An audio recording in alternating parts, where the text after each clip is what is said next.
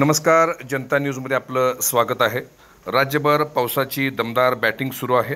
गेला आठवडाभर संततधार सुरू आहे। भिलवडीमध्ये कृष्णा नदीचं पात्र आता तुडुंब भरून वाहतं आहे।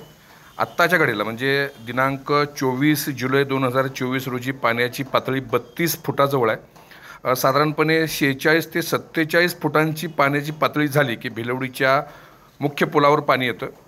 इशारा पातळी अर्थात धोक्याची पातळी 54 फूट आहे। कोयना धरणातून आत्ता 1050 क्युसेक्सनं पाणी सोडलं जातं आहे। काही दिवसातच धरण पूर्ण क्षमतेनं भरेल अशी शक्यता आहे। आत्ता साधारणपणे 68% धरण भरलेलं आहे। पर्जन्यमान असंच राहिलं तर निश्चितपणे कृष्णाकाठ अलर्ट मोडवर राहिली, यात कुठलीच शंका नाही।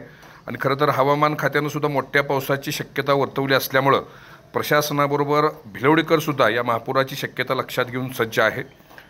आपल्या भिलवडीच्या ऐतिहासिक घाटाच्या अजूनही 11 पायऱ्या शिल्लक आहेत। भिलवडीकरांचा पाण्याचा अंदाज हा भिलवडीच्या ऐतिहासिक घाटाच्या किती पायऱ्या बुडल्या किंवा किती पायऱ्या राहिल्या याच्यावरती असतो।